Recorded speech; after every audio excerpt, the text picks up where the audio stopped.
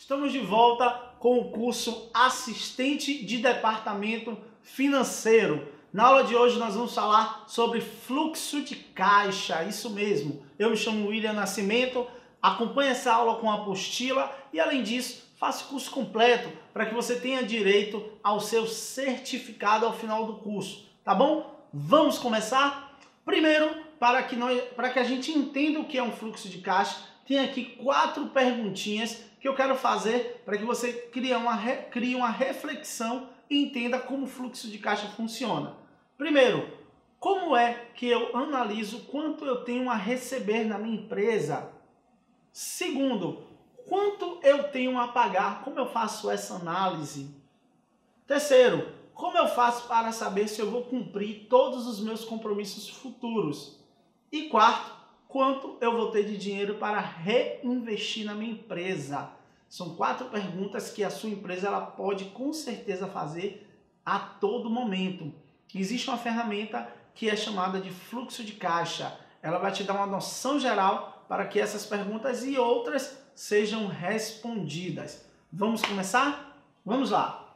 O fluxo de caixa ele é um relatório generalista, ele dá uma visão geral de todas as entradas e saídas, todos os créditos e os débitos, de como está a questão do caixa, dos caixas da sua empresa. Então, tudo aquilo que entrou de recurso financeiro e tudo que saiu, o fluxo de caixa, ele vai dar uma visão geral para que você tenha um parâmetro para tomar decisões, a sua empresa tenha parâmetros para tomar decisões futuras, presentes e futuras, certo? Ele sempre vai considerar um determinado período, pode ser semanal, quinzenal, mensal, não importa. O fluxo de caixa, ele sempre vai ter um início e um fim, certo?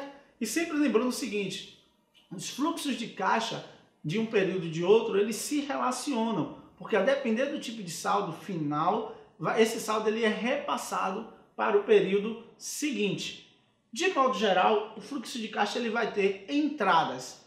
O que são essas entradas, William, no meu fluxo de caixa? São os valores a receber. Esses valores a receber eles são provenientes de boletos que os clientes pagaram, recebimentos de cobrança na empresa, recebimento de venda por cartão de crédito, por cartão de débito, recebimento com cheque pré-datado, o cliente paga com cheque e aí você recebe com 30, 60, 90 dias, recebimento de carnês, enfim, juros que foram cobrados de forma errada e entra como crédito na conta da empresa. Então, toda vez que entra dinheiro de alguma forma na empresa, nós estamos falando das entradas.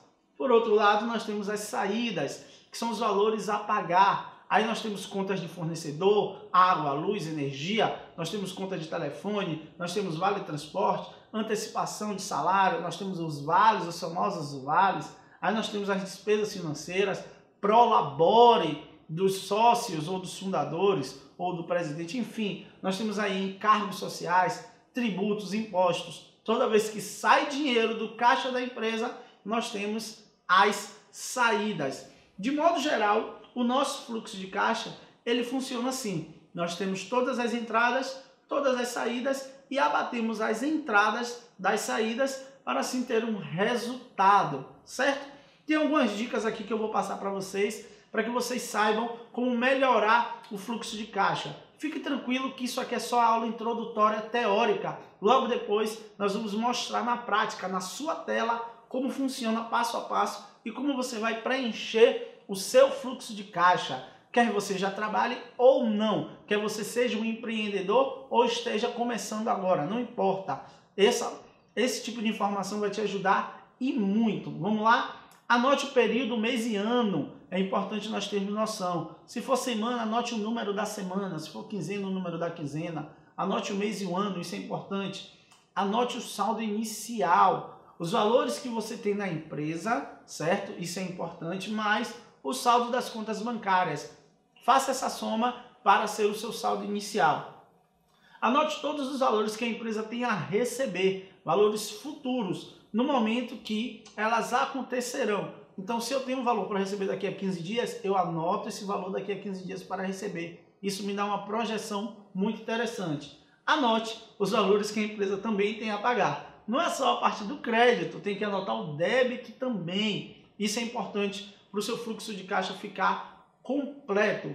E o saldo final sempre vai ser o saldo inicial mais os recebimentos menos os pagamentos. Sendo que eu vou dar uma dica, mas lá na aula prática você vai ter essa dica completa, mas eu já vou antecipar. Nós temos dois saldos ali.